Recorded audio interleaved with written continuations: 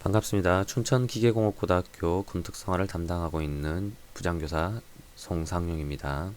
오늘 설명드릴 주제는 군인연금에 대해서 설명을 드리려고 해요. 그러니까 제가 이제 근무하면서 이제 주변 분들 네이버 지식인 이런 데서 이제 군인연금에 대해서 질문하시는 분들이 되게 많습니다. 군인연금을 받으려면 어떻게 해야 되냐, 군인연금이 뭐 어떻게 되냐, 이런 것들. 그래서 제가 오늘 주제는 이제 군인연금을 받을 수 있는 조건, 이런 것들을 얘기할 건데, 요즘 분들은 결론부터 나오는 걸 좋아하죠. 결론부터. 부연 설명 쭉 하고 결론을 뒤에 내면은 영상을 끝까지 안 보더라고요. 제가 이걸 다 설명하려면 한 20분, 30분 걸릴 것 같은데, 그냥 결론부터 말씀드리겠습니다. 자, 군인연금. 일단 받을 수 있는 조건이 있겠죠. 조건이 뭘까, 이런 거죠. 조건. 자, 조건은 20년 이상 근무한 군인입니다. 20년 이상. 자, 그런데 단서 조건이 있죠. 19년 6개월 이상. 근무는 20년으로 본다. 그럼 결론은 뭐죠? 19년 6개월 이상만 군복무를 해주면 군인연금을 받을 수 있다 라는 거죠. 이게 조건입니다. 그러면 군인연금을 받을 수 있는 대상이 어떻게 되느냐, 이런 거죠. 대상이, 요 조건에 맞출 수 있는 대상이. 자, 부사관의 경우 어떻게 될까요? 부사관의 경우 장기 복무 부사관으로 선발이 되면 군인연금을 받을 수 있다. 20년을 근무할 수 있기 때문에. 자, 근데 장교의 경우는 어떻게 될까요? 장교는 군인연금을 받을 수 있는 조건이 장기 복무에 합격을 해야 되지만, 장기 복무에 합격하는 걸로 끝나는 게 아닙니다. 장기 복무에 합격을 해서 최소 계급, 최소 소령 이상이 되어야 됩니다. 소령 이상 되어야지만 군인연금을 받을 수 있어요. 기본적으로 소령 이상.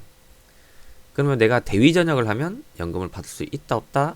없다라는 겁니다. 이거죠. 그런데 군 특성화 과정을 통한 장교가 되었을 경우 대위 전역자도 받을 수 있다. 이게 이번 주제의 결론입니다. 결론. 군인연금을 받을 수 있는 조건은 20년 이상 근무한 군인인데, 19년 6개월 이상은 20년으로 보고, 그 다음에 여기에 해당되는 것은 부사관인 경우에는 장기 복무에 합격만 하면 누구나 받을 수 있고, 장교는 최소 소령 이상 되어야지만 받을 수 있는데, 군 특성화 과정을 통하여 장교가 될 경우에는 대위 전역자도 받을 수 있다. 이게 오늘의 결론입니다. 그래서 결론만 보고 싶으신 분은 딱 여기까지만 보시면 됩니다. 자, 지금부터 그 내용을 부연 설명을 하도록 하겠습니다.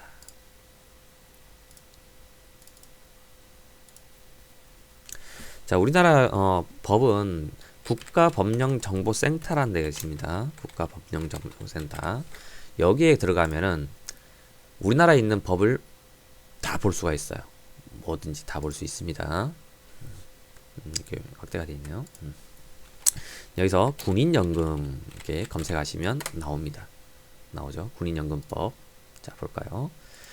자, 여기서 첫 번째 20년이라고 볼까요? 20년 검색을 해보면 자, 여기 나오죠. 복무기간.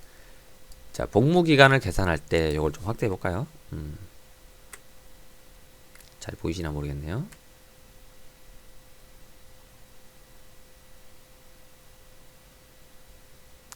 자, 여기 나오죠. 복무기간을 계산할 때 19년 이상 20년 미만으로 복무한 사람은 20년으로 한다라고 되어 있습니다. 20년. 있죠? 19년 6개월 이상 20년 미만 근무한 사람은 그냥 반올림해서 20년으로 보겠다. 이런 얘기죠. 됐습니다. 그죠? 자, 그 다음에 여기서 봅시다. 다시 또 20년을 좀 검색을 해볼까요?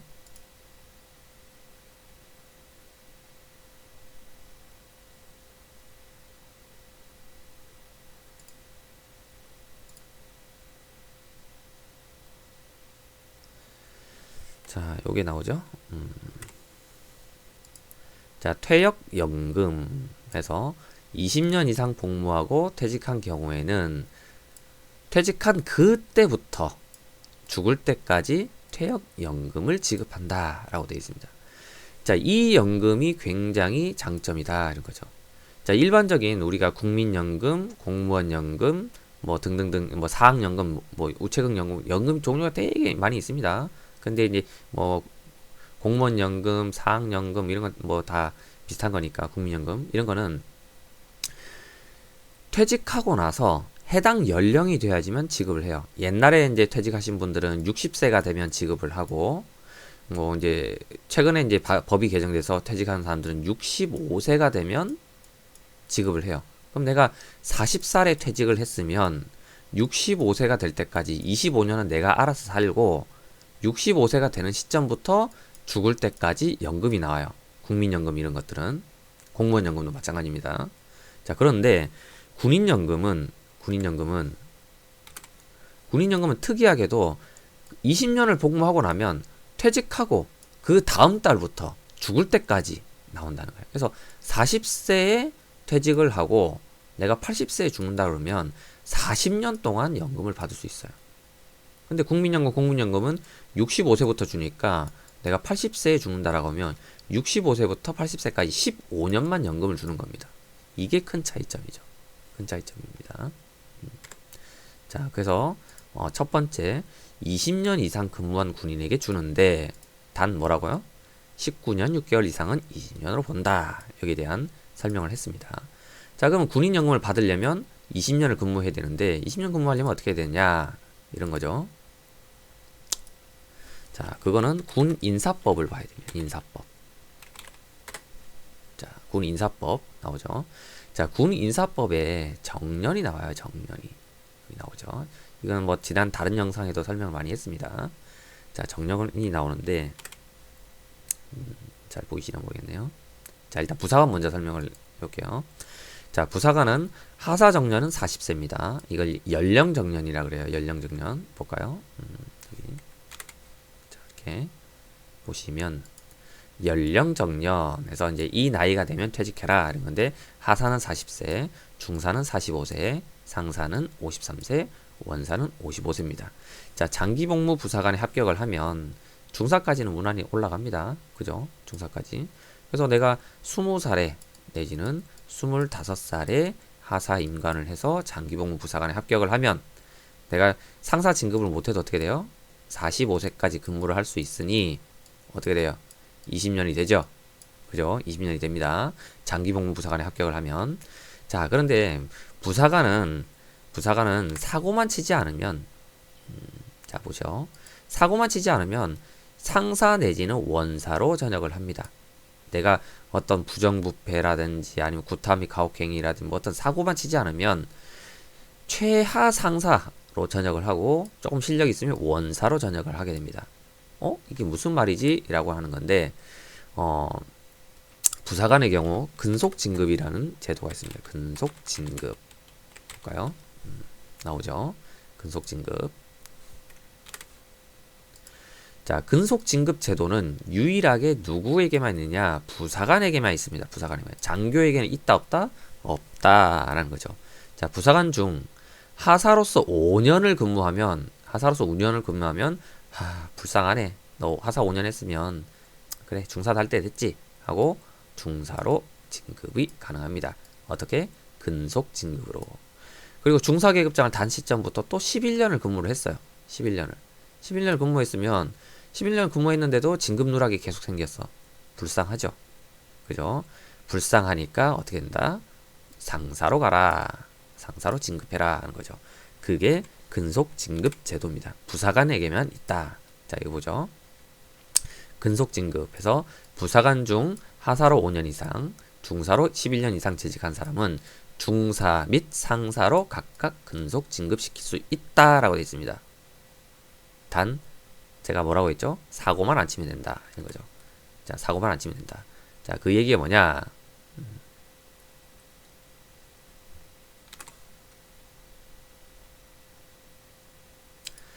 징계 중이거나 징계 절차가 진행 중인 사람 등 대통령을 정하는 근무 성적이 불량한 사람은 근속 진급을 제한할 수 있다라고 돼 있죠. 그러니까 사고만 치지 마라. 성실하게 근무해라. 이런 얘기입니다. 자, 그래서 두 번째 결론. 부사관은 장기복무 부사관으로 선발만 되면 군인연금을 받을 수 있다라고 돼 있습니다. 장기복무 부사관 선발만 되면 왜? 상사까지 근속 진급이 가능하기 때문에.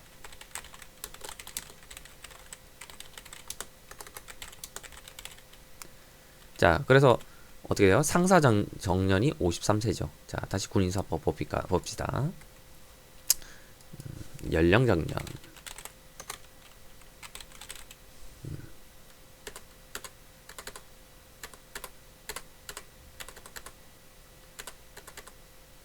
여기 있네요. 자, 연령 정년 여기 있죠. 다시 한번 봅시다. 상사 정년 어떻게 되죠? 53세입니다. 여기까지는 근속 진급이 가능한 거예요. 근속 진급. 그냥 사고만 안 치면 근속 진급에서 가기 때문에 53세 정년이 보장이 된다. 그죠?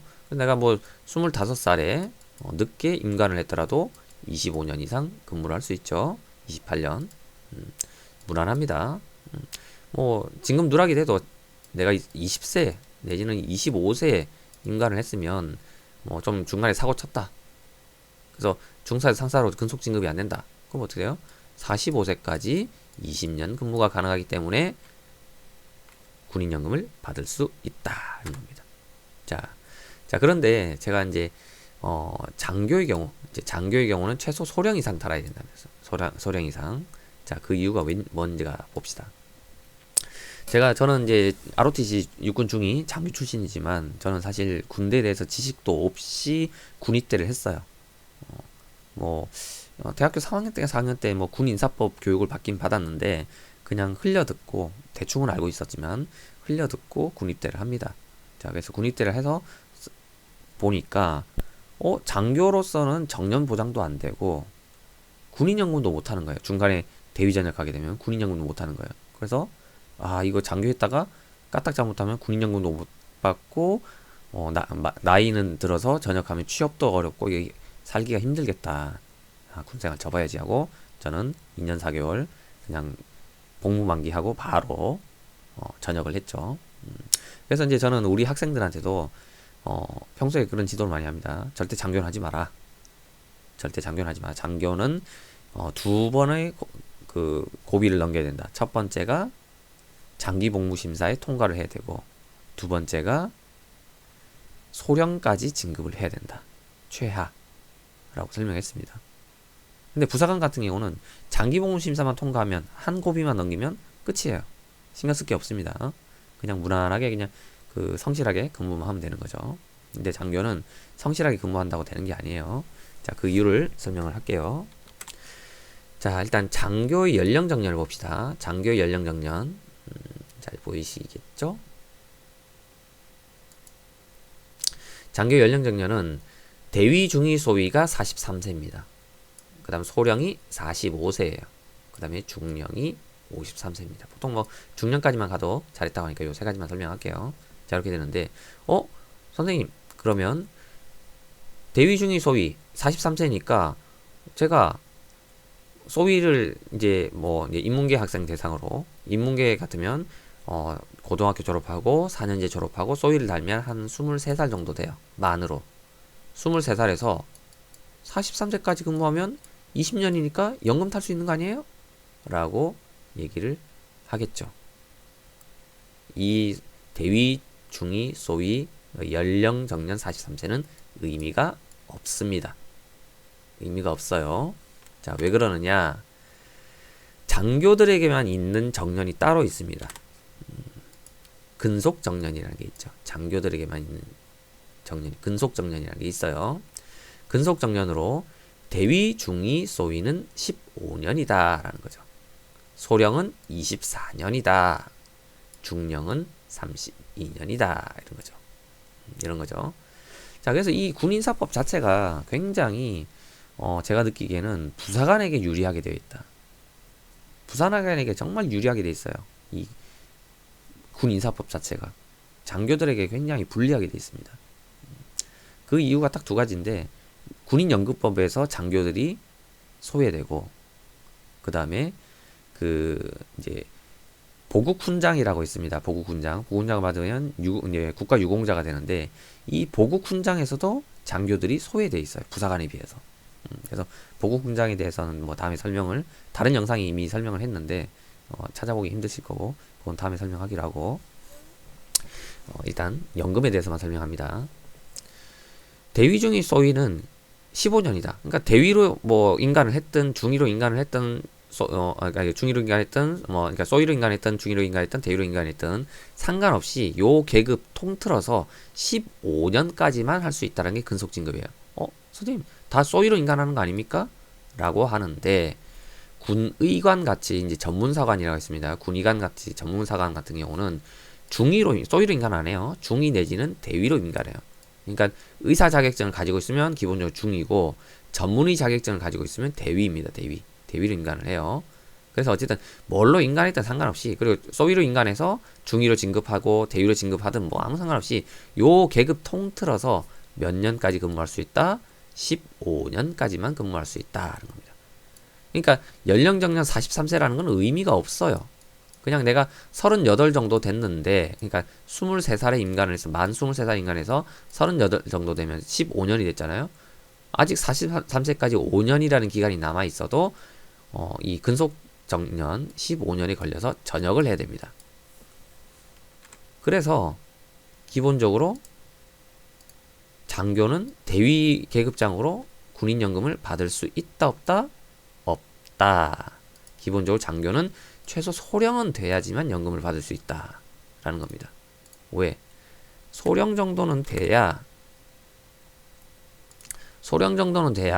45세까지 근무를 하고 근속정년은 24년이니까 내가 25살 정도까지만 소위 계급장을 달면 소령으로 45세가 되니까 연금을 받을 수 있다라는 겁니다. 근데 뭐 어영부영 하다가 26 내지는 27에 소위를 달았다. 소령 가지고도 연금을 못 합니다. 소령 전역을 해도 왜 45세 전역을 하는데 19년 6개월이 안 됐잖아요. 그죠? 이렇게 했을 때 27에 소위를 달았다. 45세까지 갔다. 19년 6개월이 안 됩니다. 연금이 안 돼요. 그냥 연금 못 받아요. 안타깝죠. 근데 보통 소령 정도면 웬만하면 다 연금을 받을 수 있다. 이런 특수한 경우를 빼고는 소령 정도면 다 연금을 받을 수 있다라는 겁니다. 자, 그런데 우리 군특성화 과정으로 할 때는 대위 전역 따도 받을 수 있다는 겁니다. 왜 그렇죠? 라는 겁니다. 자, 왜 그러냐? 자, 우리 그 황룡호 하사, 그 다음에 최종회 하사처럼 이제 육군 3, 4학교를 가는 경우입니다. 병 1년 6개월 하죠. 그리고 하사 1년 6개월 하죠. 그리고 어떻게 되죠? 육군 3, 4관 학교 생도 2년을 하죠. 그래서 총 얼마예요? 총 5년을 근무하고 소위 임관합니다. 됐죠? 육군 3, 4관 학교 생도 2년은 하사예요, 하사. 이제 하사 계급장으로, 그러니까 뭐 신분이 뭐 부사관이라고 할 수 있나? 뭐 생도라고 좀 애매한데 어쨌든 요걸 다 인정을 합니다. 제가 알기로는 병 1년 6개월, 하사 1년 6개월, 육군 3, 4학교 생도 시절에 생도 품위 유지비, 뭐 생도 월급이 나오는데 생도 월급을 받는 게 아니고 하사 월급을 받아요. 내가 하사 신분으로 육군 3, 4학교를 들어갔기 때문에 하사 월급을 받는 겁니다. 2년 동안 공부하면서 하사 월급을 받아요. 그죠? 그러니까 총 하사 기간만 3년 6개월인가요? 요 두 개 합쳐서 3년 6개월. 병 1년 6개월, 그 다음에 하사 3년 6개월하고 소위로 임관을 하는 거죠. 그래서 내가 만약에 대위 전역을 한다. 그러면 대위 근속 전역, 만약에 이제 소위 임관 대위 전역이면 대위 근속 정년이 어떻게 된다고요? 근속 정년 15년이잖아요. 15년. 그죠? 15년입니다. 그러면 정확하게 어떻게 돼요?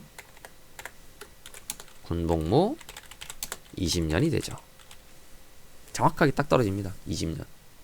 그래서 요렇게 우리 군특성화 과정으로 했을 경우에 대위 전역을 해도 연금을 받을 수 있다.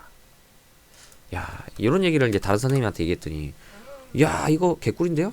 요즘 표현으로 정말 좋습니다. 왜? 20살에 병입대를 해서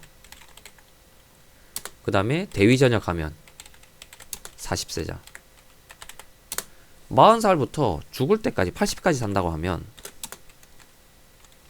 80세까지 연금이 나오는 거예요.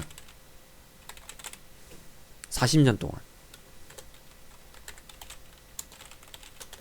와, 최고지 않습니까? 너무 좋지 않아요? 40년 동안. 단 이제 차이는 있습니다. 뭐 제가 정확하게 얼마다고 얘기는 못 하는데 통상 뭐 30년 근무하고 전역하면 월 한 300 정도 받는다고 합니다. 그러면 그냥 대충 단순 계산으로 20년 근무하고 전역하면 월 200만 원 정도 받겠죠. 200만 원 정도 받습니다. 그래서 금액은 좀 작죠. 300만 원씩 한 30년을 수령할 거냐? 200만 원씩 40년을 수령할 거냐? 요 차이인 거죠. 요 차이입니다.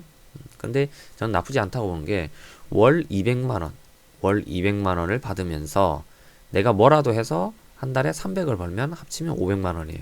수입이. 나쁘지 않죠? 내가 어떤 다른 직장을 다니면서 300만 원 벌고 연금이 200만 원 나오고 투잡이 됩니다. 공무원을 하지 않는 경우에만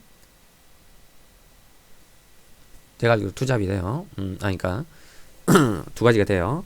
근데 공무원을 하게 되면 이제 공무원 연금으로 이거를 뭐 일시금을 합치고 뭐 이런 것들이 있어요. 그런 것들이 있고 내가 그냥 일반 회사원으로 한다, 장사를 한다 그러면 내 수입은 수입대로 가지고 연금대로 다 먹는 겁니다.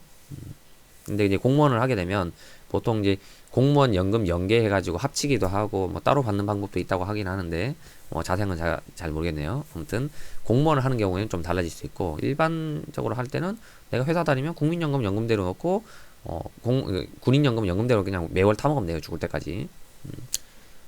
굉장히 좋죠. 그래서 군인연금 200만 원 타고 내가 회사 다니면서 월 300 벌면 합치셔서 500만 원 벌이 최고죠. 좋습니다. 그렇죠. 자, 최고입니다. 자, 그래서 군인연금법을 다시 한번 봅시다. 군인연금법. 군인연금법. 자, 저 조건을 만족시키려면 한 가지가 있습니다. 하사 때부터 군인연금을 납부하는데 병 1년 6개월은 군인연금을 납부를 안 했죠. 1년 6개월 납부 안 했죠. 요거를 일시불로 하사 월급으로 이제 하사 월급 때 내는 군인연금만큼 이 1년 6개월치를 내든지 아니면 할부로 하사 1년 6개월 동안 더블로 내든지 그 2배로 내든지 내가 하사 1년 6개월 동안 이 병 복무 기간 동안 못 낸 군인연금을 2배로 내든지 아니면 한 방에 내가 목돈이 있으면 한 방에 목돈으로 내든지 어쨌든 요 1년 6개월을 납부를 해줘야 돼요. 납부를 안 해주면 18년 6개월이 돼버립니다. 요거는 빼고 이것만 계산을 하기 때문에 이게 주의점입니다. 주의사항. 자, 왜 그러냐? 군인연금법에 산입이라는 게 있습니다. 산입. 산입 여기 있죠. 그러니까 복무기간 내가 군인으로 복무를 하진 않았지만 군인으로 복무한 기간을 내가 포함시키고 싶다라는 게 복무기간 산입이라는 거야. 내가 공무원으로 하다가 군인으로 왔거나 뭐 이런 것들 다 합칠 수 있습니다. 근데 회사원 하다가 그러니까 국민연금 넣다가 군인으로 와가지고는 합치지 못해요. 공무원으로. 그러니까 병도 공무원인데 그냥 연금을 안 냈을 뿐이죠. 그렇게 보면 됩니다. 그러니까 공적인 일을 하다가 왔을 때만 산입이 가능해요. 그래서 공무원 연금, 그러니까 공무원 하다가 들어왔거나 사립학교 다니다가 들어왔거나 뭐 이런 것들인데 이거는 볼 필요 없고 여러분들은 병복무죠. 병복무가 어디 있죠? 여기 있네. 현역병. 잠깐만요. 자, 이 법의 적용을 받는 군인으로 임용되기 전, 그러니까 하사 임관하기 전에 병역법에 따른 현역병, 그러니까 이제 병으로 들어갔어요. 병 1년 6개월이죠. 아니면 지원에 의하지 아니하고 임용된 부사관의 복무 기간. 이거는 이제 아주 옛날에 있던 제도예요. 요즘은 없어요. 아주 옛날에 부사관 자원이 없어가지고 저희 아버지 세대 때였던 것 같아요. 아버지 세대 때 부사관 자원이 없어서 상병 중에 일부를 잠깐 교육시켜서 한 몇 개월, 한 6개월이든 몇 개월이든, 그러니까 우리가 임기제 부사관이 생기기 전에, 그러니까 유급지원병 임기제 부사관이 생기기 전에 아주 옛날에 있던 제도가 있어요. 아주 옛날에 있다가 없어졌다 다시 부활한 게 임기제 부사관인데, 아주 옛날에 그 이제 좀 유능한 그 병들 중에 유능한 애들을 잠깐 분대장 교육시키고 하사계급장 주고 그냥 한 몇 달 근무하고 전역시키는 게 있었어요. 그러니까 뭐 요즘으로 치면 병복무가 이제 1년 6개월이잖아요. 그러면 한 1년 정도는 병으로 근무하고 6개월은 하사를 근무하고 1년 6개월 딱 끝나면 전역시키는 그런 제도가 있었어요. 지금의 임기제 부사관법은 그 병복무로 완전히 만기 채우고 하사를 달게 했는데, 옛날에는 이제 그런 게 없이 그냥 중간에 이제 계급장을 달아주는 경우가 있었다 하더라고요. 그런 걸 얘기하는 겁니다. 이거는. 그러니까 내가 하사 하겠다고 하지는 않았는데 그냥 갑자기 차출돼가지고 하사 계급장 달고 몇 달 근무하다가 이제 그 병도 아니고 하사도 아니고 애매한 신분으로 근무하다가 전역시키는 경우가 있었어요. 그걸 얘기하는 겁니다. 그러니까 월급은 병월급이 나갔었는지 모르겠어요. 무늬만 하사고 그런 시절이 있었다고 합니다. 그걸 얘기하는 거예요. 그러니까 어쨌든 현역병이죠. 현역병. 병으로 한 경우에 복무기간 산입을 할 수 있다라는 거죠. 그죠? 자, 그래서 복무기간 산입 내가 합산을 해주세요 하고 산입 신청을 하게 되면 그거를 내야 돼요. 돈을 내야 됩니다. 그래서 뭐 반납, 이게 내가 공무원을 하다가 들어왔거면 공무원 연금 뭐 일시금을 받았던 걸 다시 반납을 해야 되고 뭐 이런 것들이 있어요. 그런 것들. 그걸 일시금으로 낼 수도 있고 분할 납부도 가능하고 이런 겁니다. 그래서 합산 신청을 해야 되고 반드시 합산 신청해야 됩니다. 합산 신청해서 한 방에 반납을 하든지 아니면 할부 분할로 내든지 하는데, 분할로 낼 때는 이자를 내야 된다 이런 거죠. 한 방에 낼 때도 내가 공무원 연금을 갖다가 내가 뭐 한 8년 넣다가 부사관으로 왔어요. 그러면 공무원 연금 8년 했으니까 연금 대상이 안 되니까 일시금으로 받았을 거 아닙니까? 일시금으로 뭐 몇천만 원 아니면 몇백만 원 받았을 거 아니에요. 그래 받았는데 바로 부사관으로 가게 되면 이 돈을 그냥 그대로 그 공무원 연금공단에 반납을 하면 돼요. 그런데 이 일시금을 받고 내가 한 3, 4년 민간인으로 회사 생활을 하든 자영업을 하든 하다가 뒤늦게 들어갔어요. 그러면 이 일시금에 3, 4년치 이자가 있을 거 아니에요. 이자. 그죠? 요 이자를 합쳐서 반납을 해야 됩니다. 합쳐서. 그런 얘기예요. 근데 이거를 합쳐서 한 방에 반납해야 되는데 한 방에 반납할 돈이 없다. 그럼 매월 월급에서 얼마씩 까달라 라고 하죠. 그러면 그런 경우에 또 이자가 붙어요. 또 이자가 붙습니다. 그죠? 자, 그래서 이게 어떤 식으로 되냐면, 이제 선생님 예를 들면, 선생님 같은 경우는 군인연금으로 2년 4개월, 이거는 이제 군인에서 공무원으로 와도 마찬가지고, 공무원에서 군인으로 가도 마찬가지고, 이거는 이제 일시금을 내야 되는 겁니다. 이런 제도는. 그래서 이제 부연 설명하는 건데, 2년 4개월 근무했죠.